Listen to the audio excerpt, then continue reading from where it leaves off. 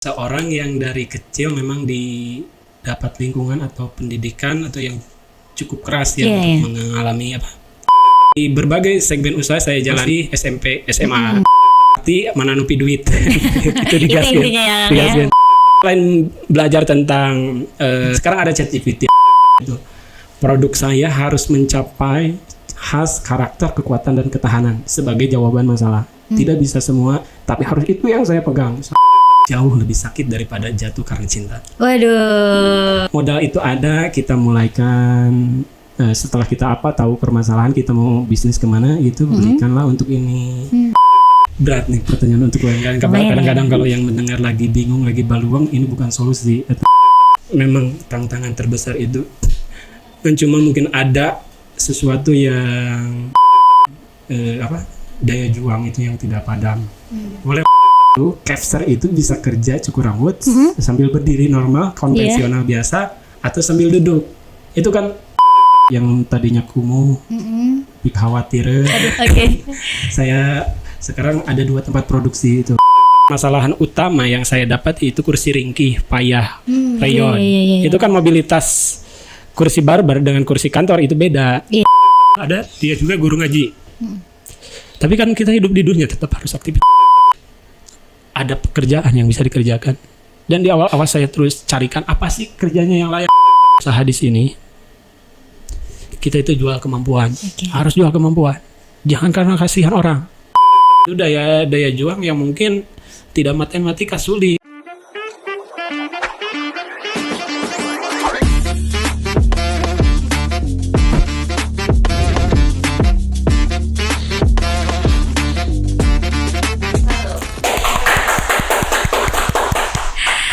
Assalamualaikum warahmatullahi wabarakatuh. Sampurasun warginet, wilujeng sonten ya di spesial Garut Pride Podcast. Kali ini persembahan dari Garut Podcast dari Suara Garut tentunya. Wah, sekarang ini kan udara Garut boleh dingin ya. Tapi segmen kali ini, obrolan kita kali ini dijamin bakal membakar semangat, kreativitas dan mengubah cara pandang warginet semuanya tentang dunia bisnis. Waduh, wargi Garut, kalau kita bicara soal salah satu tempat di Kabupaten Garut yaitu Banyuresmi nih. Kan kita pasti mungkin langsung tertuju pada indahnya Satu Bagendit. Betul enggak? Betul pasti ya. Tapi lebih dari itu ternyata Banyuresmi adalah tanah legenda. Tempat lahirnya jutaan seniman pangkas rambut Asgar atau asli Garut. Yang tentunya wargi Garut udah enggak aneh lagi, udah enggak dengernya udah pasti di mana-mana. Kalau Asgar nih pasti nih pangkas rambut dari Garut gitu kan. Nah, lebih gokilnya lagi bahwasannya dari industri manufaktur kita ini ada salah satu bernama CV Juara Group ya, yang sukses memutus ketergantungan para capster se-Indonesia dari produk-produk kursi impor. Wah, luar biasa dikali ya warginet. Dan lebih gokilnya lagi, di balik raungan mesin dan potongan besi ini ada seorang anak muda yang profil akademisnya kalau dibaca-baca ini unik banget warginet ya. Karena perjalanan bisnis manufaktur ini beliau jalani sejak masih berstatus sebagai mahasiswa aktif di Fakultas Hukum. Oke, warginet pasti bertanya-tanya, ini kenapa nggak nyambung gini ya gitu kan. Oke, langsung aja kita sambut bersama di studio Suara Garut. Kali ini sudah hadir Agani Sugara Esa. Oke, Akang bagaimana kabarnya hari ini? Alhamdulillah baik, hatur nuhun, saya udah ada di sini nih. Aduh, sami-sami Akang hatur nuhun juga sudah berkenan hadir di podcast Suara Garut. Boleh mungkin sapa-sapa dulu warginetnya di rumah. Ada yang mau diungkapkan dulu? Warginet, saya Cep Gani Sugara, founder CV Juara Group yang biasa aktif berusaha dari sejak kecil hingga gini lagi fokus membangun industri atau manufaktur kursi barber juara yang kuat dan tahan lama. Wede, keren banget nih, dari awal perkenalannya aja udah pasti menggugah warginet semuanya pengen nonton sampai habis segmen podcast kita kali ini. Oke, ini kan di luar sana banyak sekali nih anak muda yang pengen mulai usaha tapi selalu terbentur dengan alasan gak ada modal. gitu kan ya. Nah hari ini kita pengen bedah tuntas tema besar yang AA bawa gitu ya, terkait dengan pembuktian bisnis tanpa modal. Kita langsung masuk ke sesi pertama ya. Dan di sini Agani kan publik pastinya melihat kesuksesan juara grup yang sekarang. Tapi jauh kalau ditarik mundur gitu kan ya, siapa sebenarnya sih sosok Kang Capgani Sugara ini di masa awal merintis, dan bagaimana ceritanya menjalankan bisnis manufaktur dari sejak masih berstatus mahasiswa hukum gitu. Siap. Oke. Saya ini seorang yang dari kecil memang dapat lingkungan atau pendidikan atau yang cukup keras ya untuk mengalami menjalani aktivitas hidup itu. Dan kebanyakan saya ini bergaul dengan yang lebih jauh usia dari saya. Oke, dari dulu gitu ya. Dari awal. Saya aktif berusaha dari berbagai segmen usaha saya jalani dari waktu masih SMP, SMA. Itu saya jalani mananuka harti, mananupi duit. Itu digaskan. Jadi memang tileletik cukup dekat dengan upaya dan hasilnya itu cukup dekat jeung duit gitu, jeung artos atau jeung uang gitu. Iya kan. Nah, saya dari awal itu saya aktif berusaha di berbagai segmen hingga itu saya mempunyai uang. Pasti kan kalau kita ikhtiar jualan apa, kalau saya jual kemampuan, jual saya diri saya jual apa sih yang bisa saya manfaat atau tidak jadi beban keluarga. Saya lakukan, nggak kenal gengsi, nggak kenal malas, karena orientasi memang kalau gaul banyak dengan orang tua itu orientasinya kita udah ya harus produktif, harus progresif. Iya, betul. Hingga masuklah kita bikin usaha CP Juara Group ini, produksi kursi barber juara. Nah ini yang menarik dari seorang Kang Gani ini dari profil akademisnya gitu kan ya.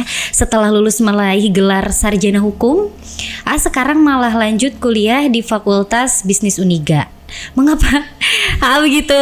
Gimana ya, dari awalnya itu hukum terus karena mungkin berbisnis gitu ya kan.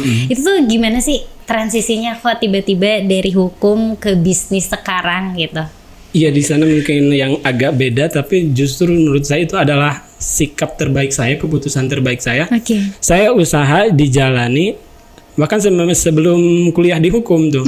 Dari SMA itu saya belajar, sudah selesai kuliah SMA, saya gak langsung kuliah di hukum itu.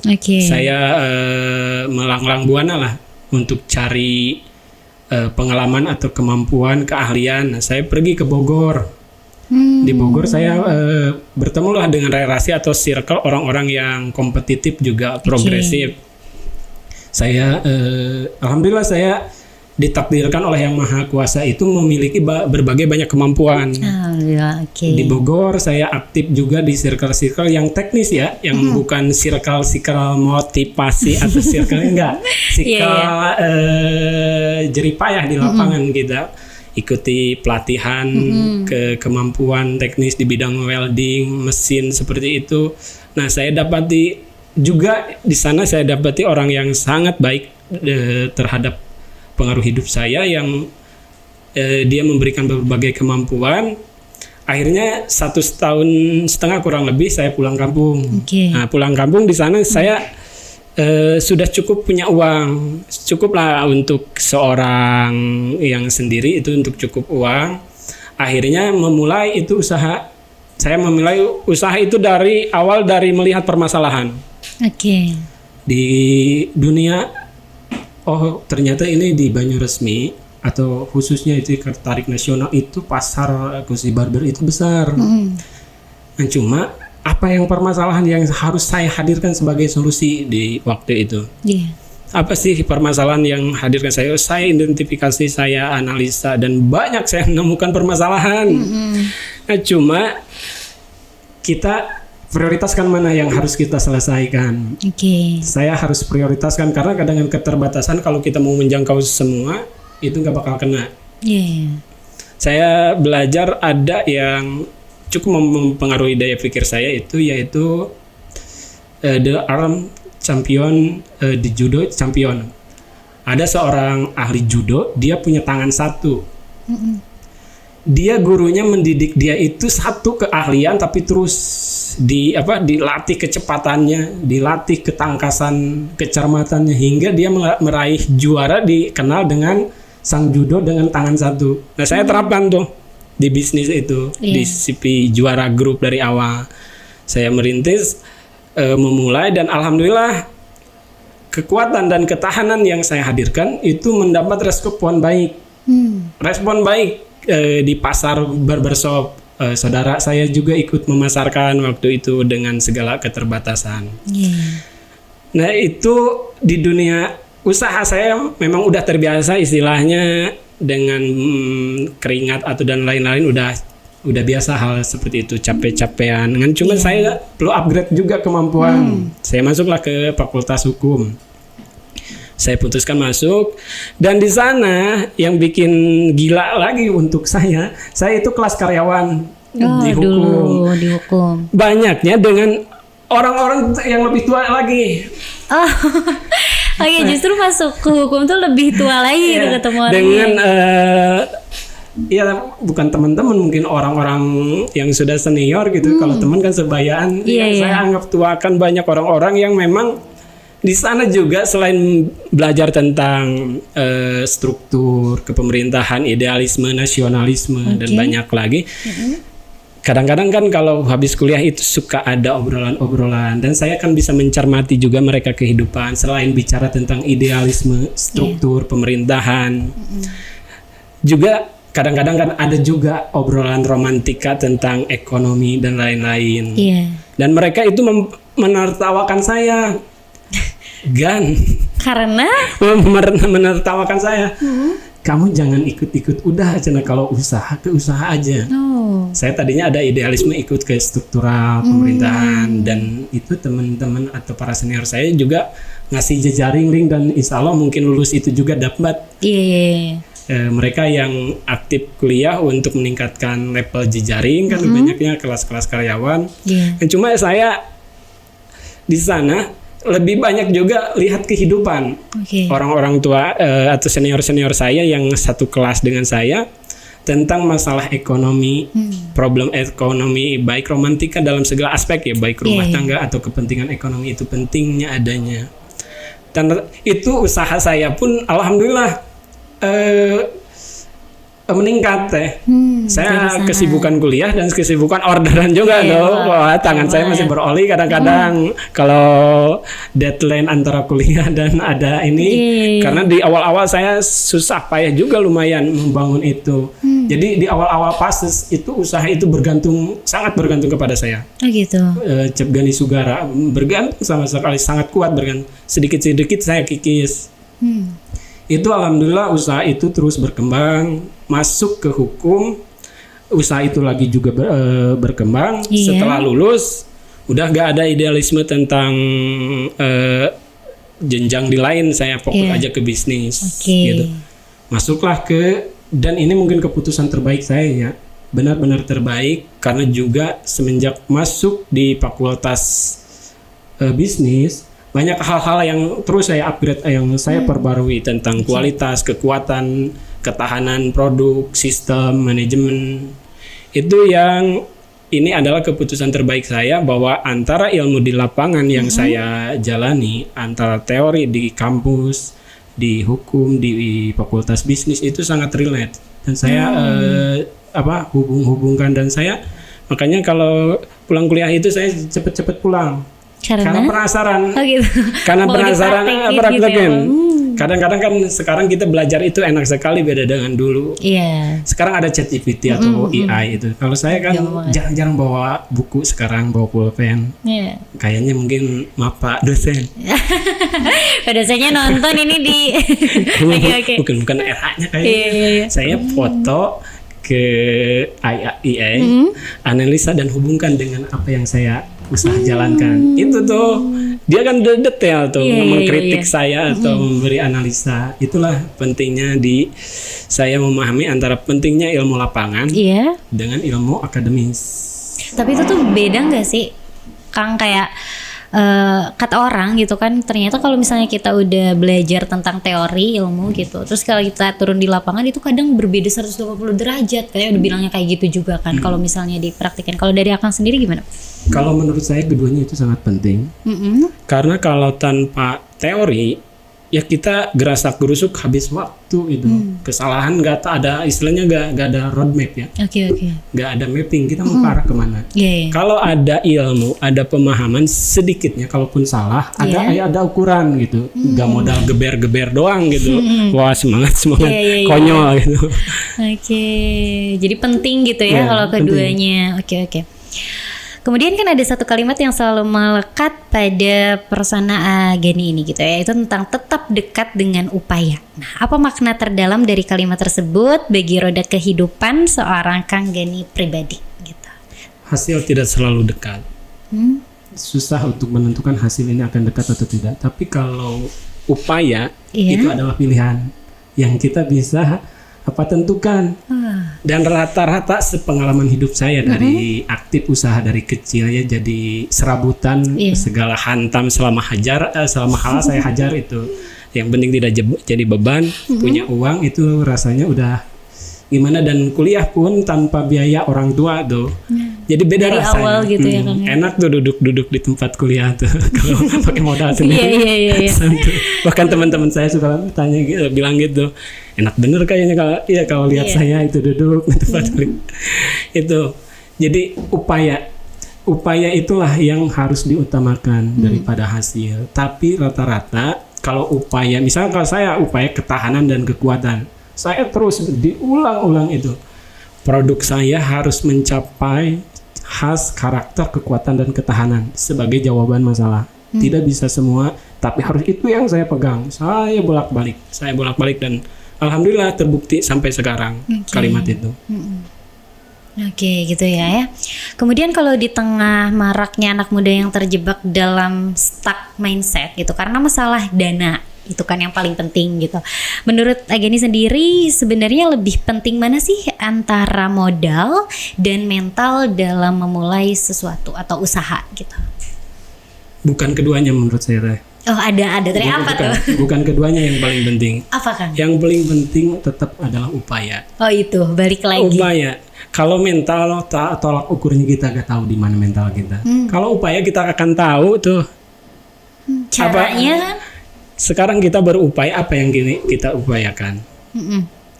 Misalnya kita ingin mengupayakan hidup ini tidak jadi beban orang tua. Oke. Ingin upayakan hidup ini ingin dekat dengan usaha ekonomi. Ya kita lakukan aktivitas-aktivitas yang itu. Hilangkan gengsi. Karena saya lihat orang itu kebanyakan gak punya uang itu bukan gak ada kerjaan. Gengsi itu tinggi. Sebodoh-bodohnya mungkin aktivitas usaha itu, berusaha sebodoh-bodohnya kita gak tahu mengolah keuangan itu atau finance yang sistematika, project keuangan atau mengolah keuangan. Sebodoh-bodohnya kalau pengeluaran lebih kecil dari pendapatan itu tetap akan produktif. Jadi kalau gengsinya yang udah tinggi duluan, kadang kita bawaan kan, males kalau ngerjain yang kasar-kasar dipandang remeh atau dipandang sebelah mata. Kalau saya kagak seperti itu dulu, hajar aja. Segala hal gitu ya. Karena memang orientasinya ini uang. Iya, oke.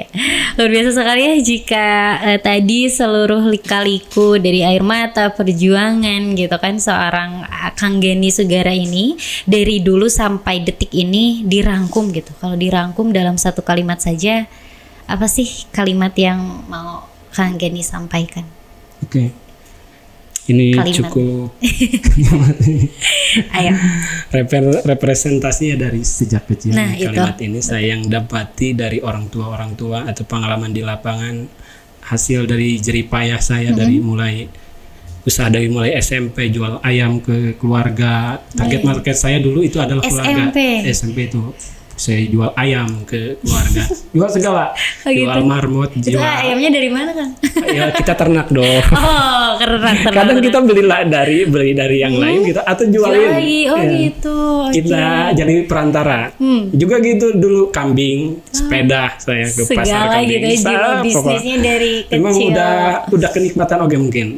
Nikmat punya uang, nikmat gak apa orientasinya udah pakai uang sendiri itu Iya, terasa punya kebanggaan lebih Iya, betul. mendapat ranking 1. Dan dari orientasi semua itu yang saya pahami ada jatuh karena ekonomi jauh lebih sakit daripada jatuh karena cinta. Waduh. Tapi Kang, kalau misalnya Kang mau menyimpulkannya itu berarti Kang harus keduanya dulu. Pernah berarti keduanya. Oke. Itu. Lanjut Kang. Itu boleh nanti diperdebatkan itu cuma tipis-tipis. Oke. Itu yang saya pahami. Jadi jatuh ekonomi itu emang sangat ini banget gitu ya Kang ya. Oke. Oke, kita masuk ke bahasan bisnisnya aja mungkin ya sekarang. Apa sebenarnya makna dibalik tema besar yang Ageni suarakan yaitu tentang pembuktian bisnis tanpa modal? Memangnya bisa ya bisnis manufaktur berat gitu jalannya tanpa modal uang? Ya. Sebenarnya bisnis tetap perlu modal, perlu uang. Dan apa yang saya lakukan itu menjawab persoalan kenapa tidak selalu kita harus punya modal di waktu itu sama sekali. Kan usaha itu punya planning. Okay. Itu kita ingin usaha apa, gak mungkin besok langsung usahakan juga. Ada proses. Lagi-lagi saya kan aktif berusaha dari kecil ya. Usaha saya putar modal.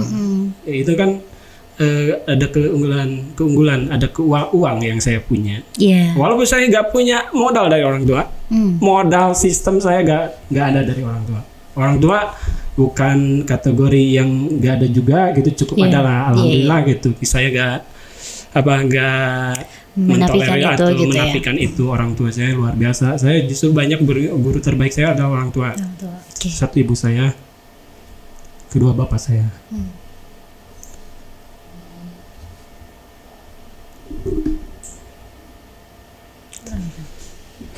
Boleh minum dulu Kang kalau mau ini. Pelan-pelan Jadi aja.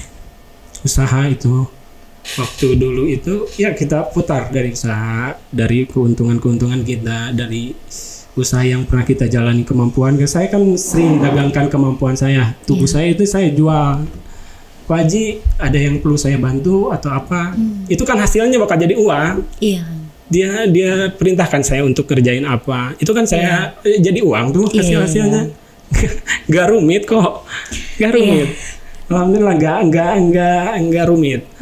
Akhirnya modal itu ada, kita mulaikan. Setelah kita tahu permasalahan, kita mau bisnis kemana, itu berikanlah untuk ini. Pertama saya dulu itu kontrak dari tempat juga dari teteh, bukan minta gratis, saya kontrak tuh. Dari teteh juga ngontrak gitu ya. Dari teteh saya jaga, saya semangat juang saya mental. Saya tempat dari gang tuh masuk ke belakang, waktu itu masih kecil sepetak lah. Di Banyu Resmi itu tuh Bang. Di Banyu Resmi. Okay. Saya ke kakak kontrak. Dan usaha itu di awal kontrak dicicil juga teh. Tapi dibayar gak gratis. Saya gak gratis, jaga apalagi kita pria. Memalukan gitu kalau jadi beban untuk saudara seorang perempuan. Saya kontrak dan memang saya sudah bisa ngerjain welding. Saya sudah mampu dari segala bidangnya itu, dari menjahit dan lain-lain, welding dan lain-lain. Ajaklah teman saya tuh. Modal juga di awal-awal gak besar, mulai aja jalan gitu. Nah, alhamdulillah tuh dapat respon baik di pasar. Kakak saya yang ini menjualkan. Jadi teruslah, itu kan kita dapat untung. Usaha kalau benar-benar hitungannya, benar-benar proyeksinya pasti untung. Untung masuk gitu. Hingga dari yang tadinya saya sendiri sama teman ngajak terus upgrade tim, upgrade tempat, akhirnya diperluas tuh tempat yang tadi sepetak. Nah, jadi uang saya tuh terus berputar terus, juga ada orang baik saya yang tidak saya pungkiri di selama hidup saya itu. Jadi dia memberikan kepercayaan kepada saya. Iya. Pertama dia datang itu kirain bapak-bapak yang bikin kursi barber. Oh, kiranya gitu ya Kang ya. Bapak-bapak. Iya. Oke. Tapi mungkin karena saya orangnya optimisme, dia melihat sorot saya mungkin. Dia pengusaha barber besar, punya cabang di mana-mana. Oh. Dia memberikan uang terlebih dahulu untuk 100 unit kursi. Itu 100 unit waktu itu bisa saya kerjakan dalam hampir 2 bulan deh. Luar biasa. Tapi dia memang uangnya banyak. Saya melihat itu 100 unit dia jual lagi juga sebagian. Dia ini pakai sebagian sampai gitu. Sekarang itu orang baik yang saya itu masih terus itu kan gitu cukup jadi uang, jadi modal. Iya. Kemampuan kan yang didulukan bukan uangnya. Iya. Karena kemampuan kalau dijalankan hasilnya saya yakin jadi uang. Oke. Ya seperti saya jual diri, itu akhir-akhirnya kan cuan gitu. Kemampuan pasti jadi uang gitu ya. Oke. Luar biasa sekali warganet ya. Lalu bagaimana nih konkretnya strategi atau tips membangun bisnis di tengah tadi keterbatasan modal bagi para pelaku UMKM nih di Garut yang saat ini sedang berjuang merangkak dari bawah?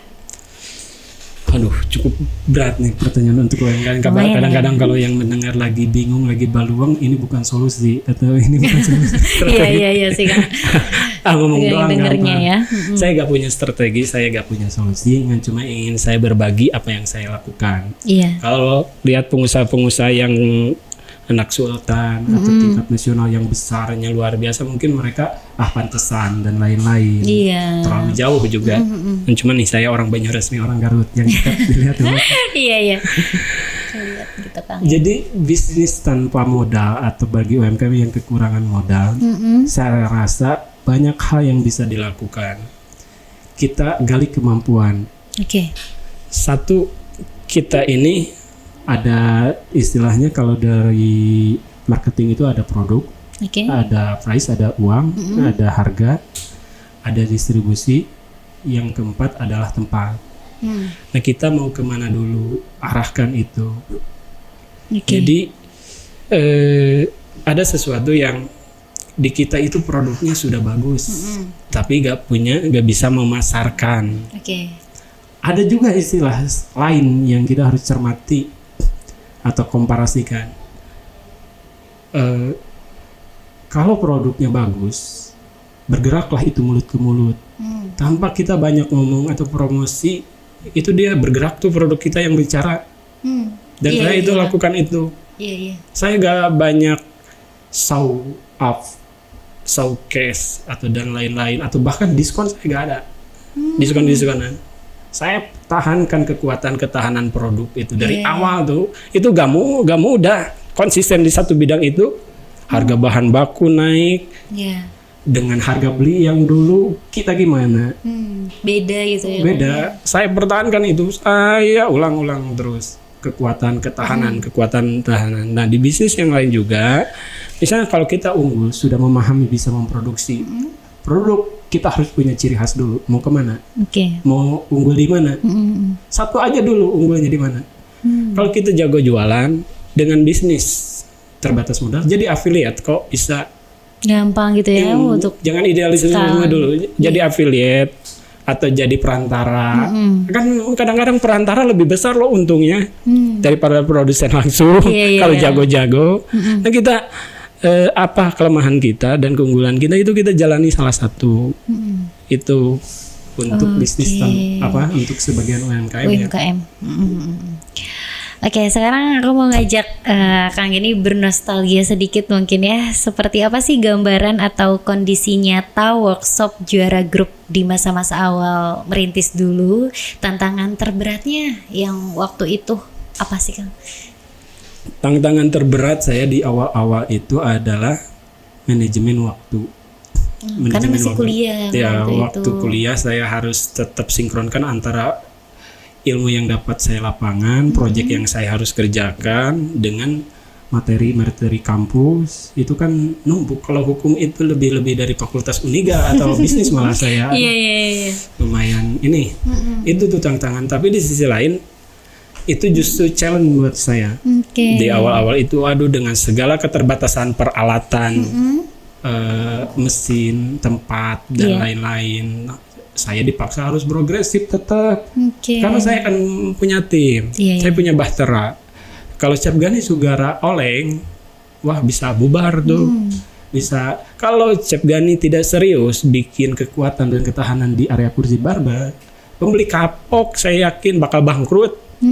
Atau apalagi kalau kita one prestasi menipu. Kalau menipu di era online, misalnya ada yang beli kita jual, nggak kirim tuh barangnya, dia udah bayar ke kita, viral tuh, hancur, bangkrut. Itu hal-hal sederhana itu saya kembangkan, saya jaga mati-matian, terus saya progreskan. Siap. Jadi itu mungkin ya Kang ya, yang terberatnya karena waktu itu posisinya Kang masih kuliah dan sampai sekarang sih Kang ya melanjutkan lagi. Dari sekian banyak proses jatuh bangun itu, apa momen yang paling membuat Kang Gani tersadar dan bahwa membangun usaha mandiri itu ternyata memang tidak semudah membalikkan telapak tangan gitu? Ya, itu memang tantangan terbesar itu.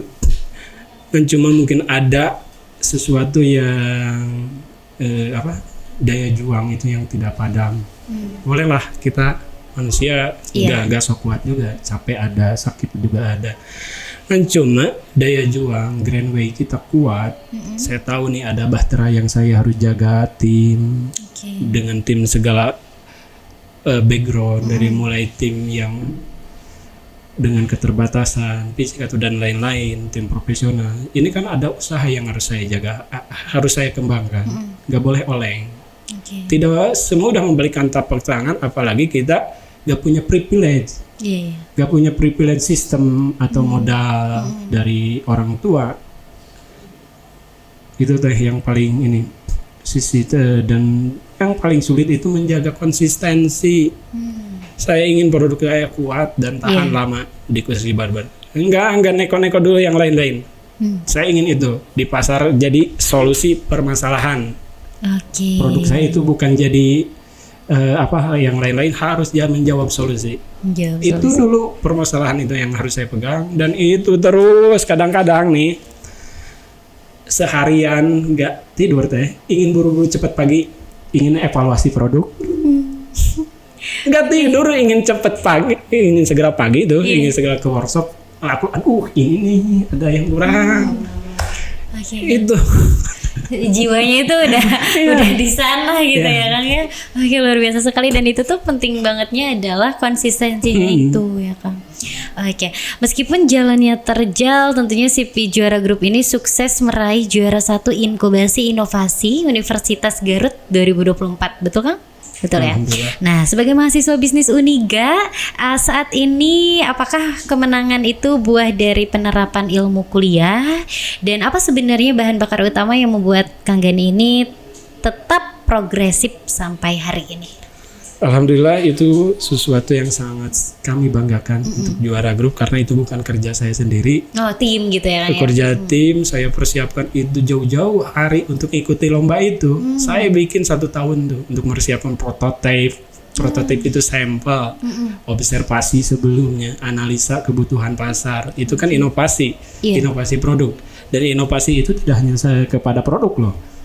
Inovasi itu bisa juga layanan, pemasaran, tim, pengolahan tim. Itu inovasi itu produk. Dan saya hadirkan itu produk yang bisa cukur sambil duduk. Cukur rambut sambil duduk itu tukang cukurnya. Tukang cukurnya sambil nyukur itu duduk gitu. Itu. Jadi multifungsi, dia bisa dalam 1 hari kerja. Si kursinya itu berarti yang 1 hari kerja itu, capser itu bisa kerja cukur rambut sambil berdiri normal, konvensional biasa, atau sambil duduk. Itu kan opsional jadinya, multifungsi. Dan itu hasil kajian permasalahan saya juga dari lapangan. Jadi saya bikin produk itu nggak asal-asalan saya ingin ini, harus laksanakan ini, enggak. Saya harus menemukan masalah. Jadi kita jualan solusi. Kan. Jadi untuk dapat kepercayaan kita jualan solusi. Kan itu yang dibutuhin. Ya, itu saya percaya butuh. Apalagi teh kalau menjelang lebaran itu cukur, dunia tukang cukur dari pagi sampai jam 2, bahkan ada jam 3 pagi loh. Oke. Orang-orang itu pekerja keras tuh, tukang cukur itu ada dari jam 8 sampai jam 2 atau jam 3 pagi. Wow. Itu mereka Rame luar banget biasa. nih, lagi momen-momen rame gitu. Itu permasalahan yang saya, ini masalah. Dan saya ini kan jualan karya, bukan jualan lain-lain. Kita jualan produk, jualan karya, nggak jualan lagi apa-apa. Iya. Saya ingin dapat untung itu dikembangkan untuk tim dan lain-lain lewat karya, lewat usaha. Cukup segitu, dan usahanya harus jawab permasalahan saya temukan seperti itu. Juga untuk di barber menengah tuh, itu kalau perming itu satu perming atau mewarnai rambut yang gimana tuh, yang gimbal-gimbal dan atau yang diwarna sebagian-sebagian, itu bisa nge-hire satu orang bisa berjam-jam loh. Bayangkan kalau terus berdiri seperti itu. Dengan adanya kursi rolling multifungsi itu jadi solusi. Dia kan bisa opsional tuh, bisa sambil nunduk tetap jaga stamina. Pasti kalau juga kalau mau nyukur sambil berdiri bisa dikesampingkan. Dan alhamdulillah itu diterima pasar. Sekarang tuh ada berarti Kang. Alhamdulillah itu adalah salah satu best seller sekarang. Best seller. Pasti sih aku juga langsung mikir itu sangat amat bermanfaat dengan gitu. Harga itu kalau tadi kan konsepnya kalau kita konsep marketing itu price, harga affordable. Affordable di pasaran Indonesia. Makanya itu laku. Kualitas daya tahannya. Daya tahan utama, inovasi itu berbeda dan harga terjangkau, affordable. Untuk saya bersaing dengan luar negeri itu berani Kang ya. Jadi gak jual geber-geber semangat doang. Iya. Keren banget itu, emang udah dari kualitas udah pasti, kemudian menawarkan juga tadi harga yang cukup affordable gitu ya. Pasti sih Kang. Gak heran berarti ini Sipir Group ini pasti bakal terus gitu kan, karena dan selain itu di sekarang saya terus melakukan upgrade kapasitas baik SDM. Sekarang ada 40 tim yang kerja di Juara Group itu. Luar biasa. Yang aktif tiap hari itu 28. Dan yang freelance itu 12. Kalau ada pesanan-pesanan dalam momen-momen tertentu itu masuk ngebantu atau yang ikut marketing. Kalau pengerjaannya itu lama nggak sih Kang kalau satu? Tergantung jenis-jenis. Karena banyak tadi gitu kan jenisnya. Ada yang ada yang 1-2 itu cukup makan waktu, dan itulah disesuaikan teknisnya. Iya. Saya upgrade juga dalam 2 tahun terakhir ini tempat produksi yang tadinya kumuh, kekhawatiran. Aduh. Saya sekarang ada 2 tempat produksi itu, alhamdulillah. Yang saya rencanakan. Masih di Banjarmasin atau di dua-duanya? Di tempat ke-1. Tempat kedua sebagai tempat gudang produksi dan sebagian untuk produksi juga, simpan armada, mesin-mesin juga banyak diperbarui. Saya hampir upgrade 2 tahun terakhir ini 1M. Alokasikan untuk itu saja. Iya. Karena tetap kan kita harus terus efisiensi, efektivitas digeser kita. Enggak modal-modal geber-geber semangat doang usaha. Kita harus profesional juga. Pasar ingin lebih baik, kita uang spending di sana. Mesin, bahkan ada saya mesin sekarang lagi PO datang 6 bulan sekali, itu yang harganya hampir sama dengan mobil Fortuner. Luar biasa Kang. Satu mesin.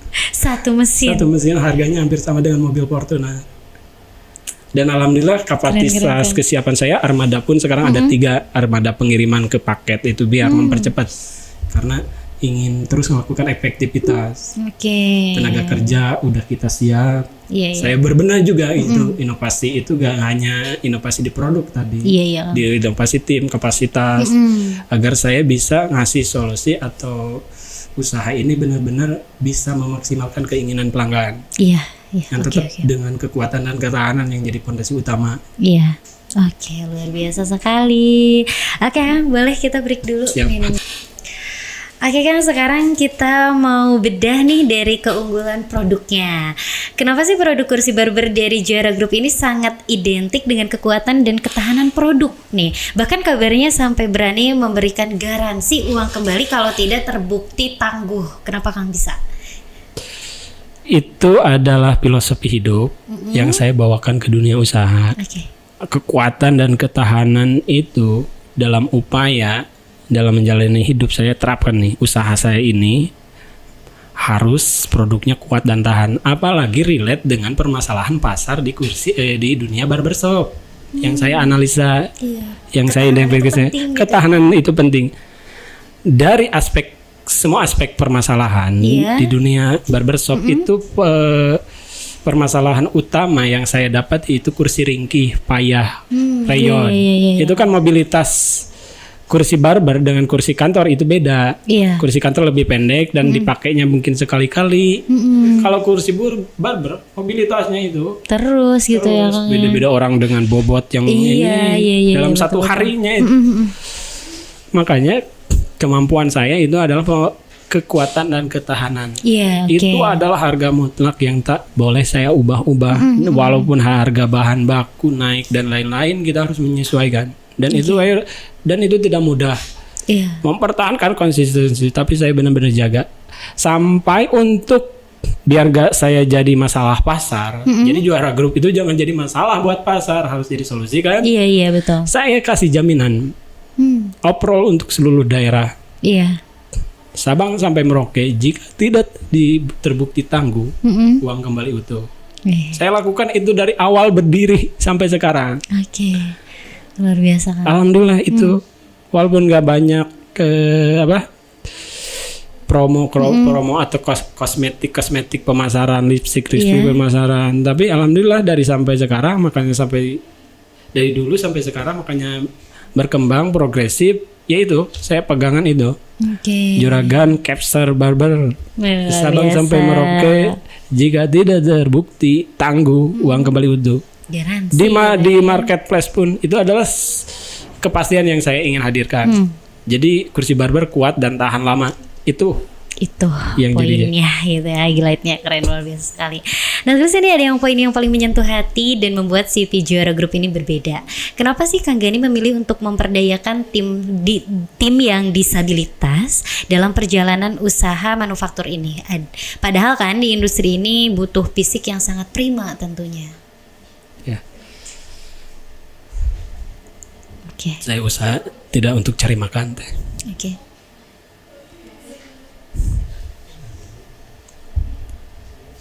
Orang-orang terdekat saya pun tahu. Enggak.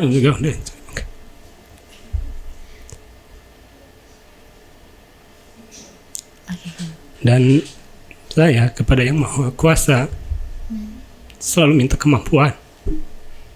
Bahkan saya gak malu-malu, saya ingin jadi orang kaya.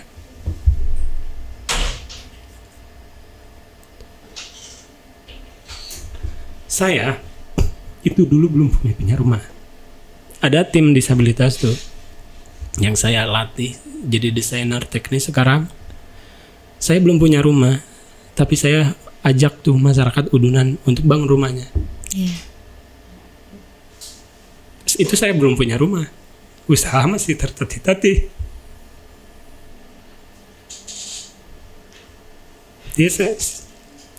Itu yang salah satu tuh ada dia juga guru ngaji. Tapi kan kita hidup di dunia tetap harus aktivitas ekonomi. Dia manusia juga. Saya bangunkan tuh rumah walaupun saya belum punya rumah.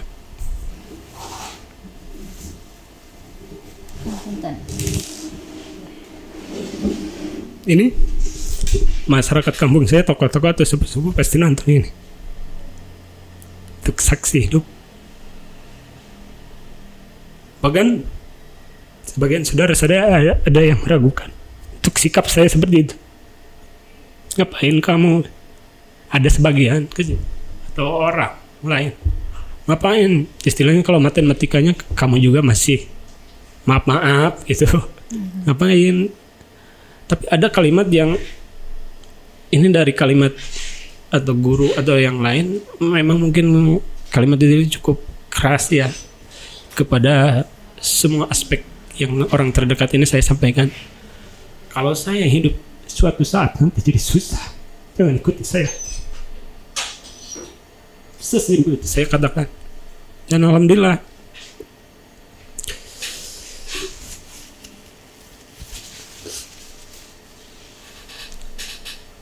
Dulu di awal-awal saya itu gak mau jadi aktivitas sosial atau buka yayasan atau donasi dan lain-lain untuk membantu mereka. Menolak saya untuk itu.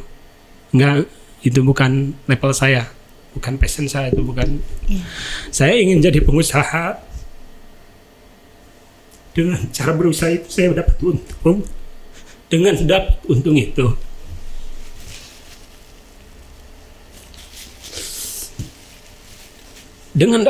itu, ada pekerjaan yang bisa dikerjakan. Dan di awal-awal saya terus carikan apa sih kerjanya yang layak, kan di saya itu tuh kerja berat semua. Apalagi dulu belum sebesar sekarang atau seberkembang sekarang ya. Apa sih? Nah, saya terus upayakan akhirnya saya latih dia, ini sentuh ini nih. Aktivitas dia ngajar-ngaji tetap berjalan. Aktivitas usaha ekonomi yang realistis untuk menjalani kehidupan dia tetap jalan. Saya latih jadi desain, jadi jahit, desain gambar, ini kulit, jok dan lain-lain. Alhamdulillah dia loyalitasnya tinggi. Loyalitas sampai sekarang dia. Ngajinya pun juga ada. Jadi saya ingin punya kemampuan, nggak mau jadi aktivitas sosial atau aktivitas kemanusiaan. Saya ingin jadi pengusaha. Dengan usaha itu saya bisa dapatkan aktivitas ekonomi untuk dengan mereka. Memang saya tidak bisa semua menjangkau ke semua sebenarnya minimal orang-orang yang terdekat di lingkungan saya, di lingkungan terutama ya di Pebble itu saya aktivitaskan, ekonomikan, dan saya suka kasih sharing kepada mereka. Kita jualan, kita usaha di sini, kita itu jual kemampuan. Harus jual kemampuan, jangan karena kasihan orang paling sekali dua kali beli udah lewat. Realistis, kita harus jual kemampuan, kekuatan. Kalau dalam saya ya kekuatan, ketahanan kursi Balber itu harus berbicara daripada Cep Gani Sugarahnya atau semua timnya, termasuk kamu. Saya edukasi seperti itu, sharing. Nah, akhirnya dia kemampuan dia saya yang ngajarin. Dan alhamdulillah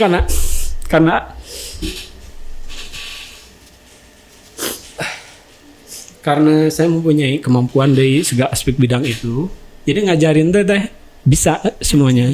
Dan saya ajarin dengan pelan-pelan, dengan sabar, nggak mudah memang. Kita akan dengan ngajarin yang dengan keterbatasan tapi punya dedikasi, kemauannya tinggi. Alhamdulillah tuh desain sampai sekarang aktif, yang dulunya cuma kerja seminggu 2 kali sekali, sekarang hampir tiap hari. Itu salah satu tim ini. Ada beberapa di Pebble di kita itu yang memiliki ketidaksempurnaan lah gitu. Dalam artian kita olah, kita berikan aktivitas ekonomi untuk dia karena mereka tidak punya banyak pilihan. Gak punya banyak pilihan, kita ingin kemana. Tapi justru itu jadi yang motivasi saya untuk terus progresif. Yang kita ini punya bahtera nih. Kalau oleng atau malah atau terfokus ini berbahaya, hancur. Atau untuk upgrade ya, upgrade kemampuan itu berbahaya. Ada nasib tim juga yang saya bawakan. Jadi ini tiap malam kadang-kadang itu saya evaluasi, upgrade itu saya memikirkan project ke depan gimana, upgrade ke depan karena gak mungkin kita gini-gini aja terus. Pasar berkembang, kita harus upgrade kemampuan dalam segala aspek. Makanya saya sampai sekarang masih terus progres, terus adaptif. Luar biasa sekali Kang. Dan itu sesuai dengan komitmen besar perusahaan yaitu strong in product, double in dignity. Dimana memang sebagian profit disisihkan untuk anak yatim ya Kang ya sejak awal berdiri. Apa target jangka panjang atau impian terbesar yang ingin dicapai dari CP Juara Group untuk nama baik Kabupaten Garut ke depannya? Saya ke depan menargetkan bahwa industri kursi barber dari Garut itu bisa menjawab lapangan pekerjaan minimal di desa saya, di kecamatan saya Banyuresmi. Karena saya lihat banyak yang kurang produktif, anak-anak muda atau yang baik yang dewasa, lapangan kerja itu sulit. Iya. Saya ingin jadi jawaban itu. Progres yang paling utama itu. Hadirnya CP Juara Group itu memecahkan permasalahan lapangan kerja. Oke. Besar atau tidak kecilnya itu mudah-mudahan Allah memudahkan urusan itu. Saya itu yang bikin saya setiap hari upgrade, asah kemampuan, belajar lagi. Oh, karena ini ada hal yang ingin saya hadirkan sebagai sebagai permasalahan di lapangan kerja. Kedua, ingin saya kenal ke depan Juara Group itu yang berbicara adalah produknya yang kuat dan tahan. Makanya saya jarang-jarang show up seperti ini. Ini yang pertama. Diajak untuk tampil ini sharing session enggak saya. Saya fokus ini. Dan saya menargetkan juga karena kapasitas sekarang sudah diperbarui, ke depan itu menargetkan per bulan itu saya ingin terjual sampai 500 atau 1000 piece. Itu luar biasa untuk industri kursi barber. Itu yang targetan pasar saya. Dan itu juga terus saya upgrade kemampuan SDM itu baik saya, baik tim untuk lebih profesional, lebih kekuatan dan ketahanan itu semakin dipegang erat, bahkan dikembangkan dalam aspek lainnya itu ke depan. Dan saya juga menargetkan bahwa ke depan CP Juara Group ini memang sekarang juga tidak bisnis hanya di kursi barberengan, itu jadi bisnis utama. Saya ingin ke depan ini kursi barber juara atau CP Juara Group ini juga merangkul difabel atau disabilitas, walaupun kita agak bisa maksimal banyak itu. Karena kita ini bukan yayasan sosial, memang diakui saya ini seorang pengusaha. Dan cuma dengan segala apa kemampuan kita, saya minimal kalau tidak bisa merangkul semuanya minimal 1-2, dan saya yakin itu bisa di semua usaha asal kemauannya tinggi. Selipkanlah mereka. Ini saya nggak rugi kok bisnis. Takut rugi nggak, saya nggak rugi. Alhamdulillah kan, dari mulai pas itu juga yatim.